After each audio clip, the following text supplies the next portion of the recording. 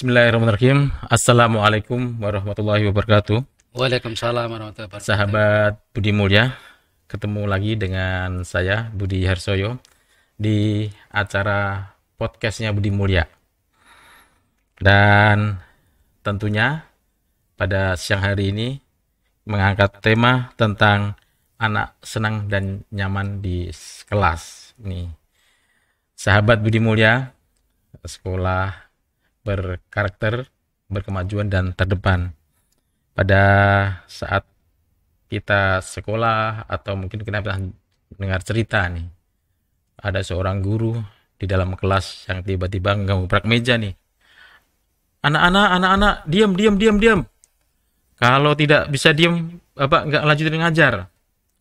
Atau mungkin seorang guru juga mengatakan, kamu si A, kalau bikin terus gaduh di kelas, lebih baik kamu belajar di luar, jangan ikut belajar saya. Semacam itu. Tapi kita juga pernah mendengar mungkin sebuah tayangan atau kita merasakan sendiri pada saat kita kelulusan. Ada sebuah lagu yang potongannya semacam ini nih. Sayonara, sayonara, selamat tinggal guruku tercinta. Kenapa bisa menangis, bisa meneteskan air mata, terharu dengan seorang gurunya? Mungkin anak itu mampu mengambil hikmah selama belajar dengan guru tersebut. Atau guru mampu mengisi relung hatinya dan guru menjadi sahabat peserta didiknya, sehingga mereka akan dikenang oleh siswa-siswinya. Nah, pada podcast saat ini kita akan membahas tentang anak senang dan nyaman di kelas. Dan pada sore hari ini kita kedatangan tamu yang sangat spesial sekali, yaitu Bapak Hargio Santoso. Assalamualaikum Pak Sargio. Waalaikumsalam warahmatullahi wabarakatuh. Pak Sargio Santoso, Pak, kayaknya lebih enak saya manggilnya Mas Sargio nggak tuh ya? Iya, lebih anak, lebih familiar atau mungkin lebih enak gitu Pak ya. Iya. Seperti suasana nanti kelas kan kita bikin enak, anak-anak dengar gitu. Jadi tidak ada batas gitu. Betul, Mas Sargio. Pak Sargio, alhamdulillah nih, Bapak ini disebut sebagai orang berhasil, disebut sebagai widyaswara atau mungkin praktisi pendidikan ini. Dengar-dengar Bapak pernah menjadi guru Pak ya? Benar, alhamdulillah. Jadi tahun 87 saya lulus SPG. Pada waktu itu langsung melanjut ngajar jadi guru sampai kurang lebih tahun 2012. Terus tahun 2012 lanjutkan jadi kepala sekolah sampai 2017, pertengahan 2017 gitu. Dulu awal jadi guru itu nih Pak Mas Sargio nih, apakah memang ya udah terpaksa lah karena nggak ada pilihan lain, nggak ada pekerjaan lain, ya udah saya jadi guru aja lah? Itu gimana Mas Sargio nih dulu nih? Ya sebenarnya mungkin tidak terasa itu. Di dalam jiwanya memang sudah ada jiwa guru. Tapi ada satu keinginan pada waktu kecil, kalau ditanya, karena waktu kecil kita kan nggak tahu itu. Itu ditanya mau pengen jadi apa, tentara gitu. Tapi begitu SMP pengen masuk teknik gitu. Gitu. Tapi karena waktu usia SMP kan sering itu bergaul teman-teman di pesantren itu, seneng ngajarin teman-teman gitu loh. Tapi rasa-rasanya, tapi belum tahu apakah benar nggak jadi guru. Tapi memang dari bapak, dari dorongan bapak diarahkan menjadi guru. Tapi begitu jadi guru, rasanya paling nyaman nyaman. Karena sudah banyak pekerjaan juga yang saya lalui. Gitu. Jadi memang jiwa pendidiknya, jiwa gurunya itu sudah muncul dari sejak mungkin pembawaan gitu. Tapi belum terasa itu.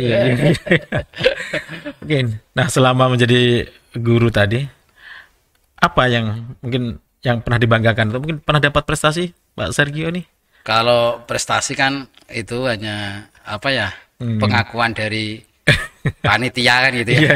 Panitia guru berprestasi, kepala sekolah berprestasi, pengakuan gitu. Tapi prestasi yang paling membanggakan menurut saya ada satu perubahan-perubahan perilaku yang terutama adalah gaya belajar.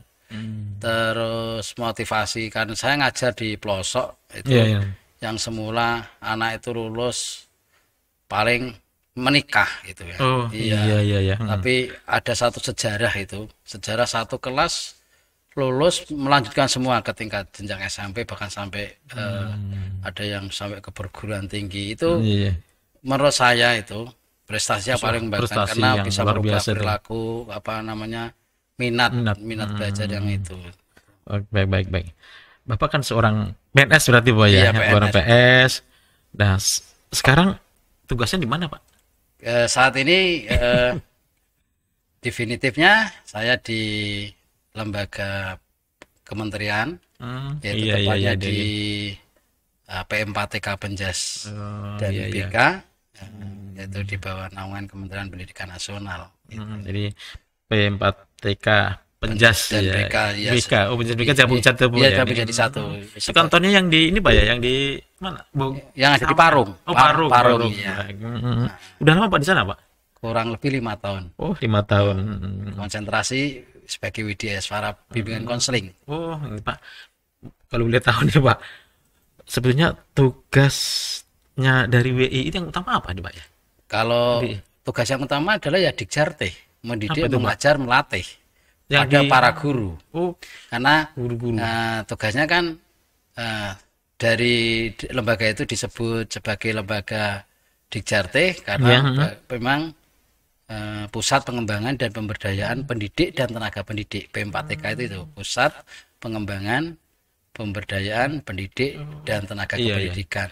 Itu guru jenjang apa Pak? Mungkin TK, SD? Jenjang mulai dari karena kalau dulu kan TK belum ada, sekarang ada TK tersendiri. Sekarang jenjangnya mulai SD sampai ke SMA gitu. Luar biasa nih Mas Sargio nih. Mulai dari guru, kepala sekolah, dan sekarang Widyaswara. Terus berarti kan memang mengadakan pelatihan juga ke guru-guru itu Pak ya, mengadakan pembelajaran dari guru itu. Menurut Mas Sargio ini sebagai WI ini ya, apa tuh namanya? Kalau pandangannya guru yang bagaimana nih, yang dihormati dan disegani itu menurut pandangan Bapak bagaimana nih? Ya.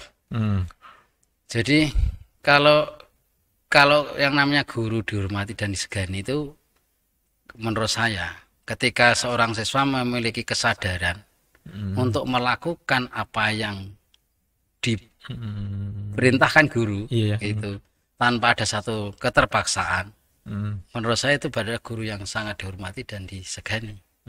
Gitu. Jadi dia misalnya mengerjakan tugas bukan karena ini takut nanti dapat hukuman atau takut tidak dapat nilai, tapi dia memiliki kesadaran bahwa ini bagian dari apa yang harus dilakukan. Dan ini juga dipengaruhi oleh keterampilan guru bagaimana meyakinkan peserta didik gitu. Iya. Nih. Terus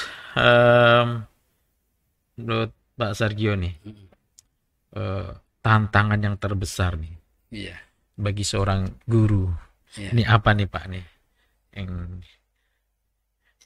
yang dalam ini targetnya bagaimanakah membuat sesuai dengan tema kita nih, guru yang menyenangkan dan disebut senang dan nyaman di kelas. Gitu, ini kira-kira apa tantangannya terberat untuk guru untuk menciptakan suasana yang semacam ini? Sekarang kan memang tuntutan bagaimana siswa itu merasa nyaman gitu kan di kelas.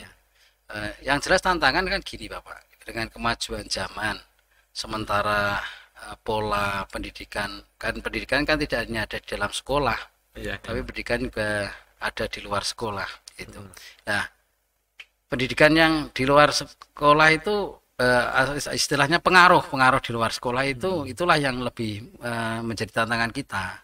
Salah satunya misalnya perkembangan teknologi yang kalau guru tidak pandai-pandai bagaimana mengarahkan, bagaimana guru itu istilahnya mencari celah-celah, itu justru dengan adanya perkembangan teknologi yang harusnya bisa kita manfaatkan justru menjadi cambuk, istilahnya menjadi penghalang bagi kita, penghambat bagi kita kan gitu. Contoh sekarang anak-anak itu sibuk main HP, terus main game dan sebagainya. Ini kan mempengaruhi. Nah, yang kedua jelas mau tidak mau budaya kita terkontaminasi oleh budaya-budaya asing dengan masuknya lewat itu. Padahal kearifan lokal itu sebetulnya kalau memang guru itu pintar memanfaatkannya, kearifan lokal itu ada satu kekuatan tersendiri untuk menggiring anak-anak itu menjadi anak-anak yang itu bisa mudah diarahkan menjadi senang dan nyaman itu. Baik, mungkin. Tapi karena tantangan tadi. Jadi bagi seorang guru mengikuti perkembangan teknologi sebuah kewajiban. Sangat. Jadi misalnya tadi saya sampaikan berkali-kali, kalau anak-anak disuruh buka Facebook, guru harus paham apa yang ada kelebihan di Facebook itu, apa kekurangan di Facebook itu. Jadi kalau guru paham kekurangan yang ada di Facebook, maka guru akan memperkecil kekurangan itu, tapi mempertajam kelebihannya. Nah, terus misalnya anak-anak silakan browsing di Google. Jadi kita juga harus paham betul gitu. Ketika anak browsing itu bagaimana pengawasannya, bagaimana Google itu tidak bisa misalnya browsing hal yang, karena satu contoh begini Pak. Kita waktu browsing tiba-tiba muncul di HP itu kan betul, istilahnya iklan. Dan iklan itu iklannya orang usia 18 tahun ke atas kan gitu. Sesuai dengan jiwa anak ya mungkin ya. Nah di situ berarti ada guru yang punya beban bagaimana belajar agar ketika membuka browsing, buka Google itu tidak muncul iklan-iklan yang tidak diharapkan. Itu berarti butuh keterampilan. Jadi Nah, terus kita kembali ke tema kita nih, Pak. Anak senang dan nyaman di kelas. Berarti coba nih, Pak, kira-kira agar satu aja nih ya. Biar anak itu terhindar dari bullying. Iya nih. Kira-kira apa nih yang dilakukan oleh guru nih? Ini tidak bisa lepas dari tadi Pak. Yang satu adalah kearifan lokal, yang kedua adalah intoleransi. Jadi sepanjang toleransi itu ditanamkan betul-betul dan bisa dipahami dalam diri anak, maka tidak akan muncul bullying atau perundungan itu. Terus perundungan sendiri, kalau kita berangkat misalnya dari budaya Jawa atau Betawi yang ada di sekitar kita, Sunda itu kan tidak dibenarkan juga. Itu artinya kita harus ngangkat bahwa kearifan lokal itu ketika di paling sederhana misalnya gini, misalnya tepos liro gitu aja. Gitu kan? Misal tepos liro. Kalau Anda nggak mau dicubit, maka Anda jangan nyubit. Kan gitu. Artinya itu bisa digunakan. Kalau Anda nggak mau dirundung, tidak dibully, maka jangan bully misalnya. Dan itu tidak hanya sekedar menjadi sebuah slogan, tapi bagaimana guru ini menciptakan satu kegiatan yang di situ bisa menumbuhkan untuk mengurangi perundungan gitu. Banyak kegiatan yang untuk bisa mengurangi perundungan, misalnya permainan-permainan dalam bentuk game-game yang sifatnya sosial dan sebagainya.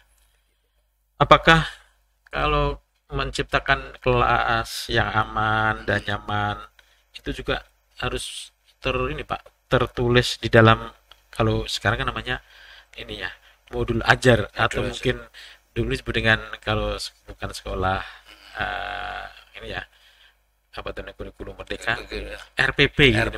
Apa ada hubungannya nih Pak untuk menciptakan suasana kelas yang menyenangkan dan semestinya nyaman? Kan gini Pak, jadi perencanaan itu sangat dibutuhkan, karena nanti orang akan mengukur apakah berhasil atau tidak kan melihat perencanaan.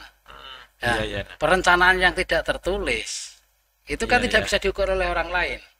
Walaupun kalau dirinya sendiri bisa mengukur gitu loh. Maka sebaiknya agar perencanaan itu lebih dapat dipercaya, itu harus ditulis gitu. Soal nanti bentuknya mau selembar, mau 2 lembar, 3 lembar kan bisa juga. Yang penting perencanaan itu tetap ada dan dibuktikan dengan tertulis. Itu juga manfaatnya untuk kepentingan diri sendiri, misalnya untuk merefleksi apakah yang dilakukan dari yang direncanakan itu sudah tercapai atau belum. Iya, iya.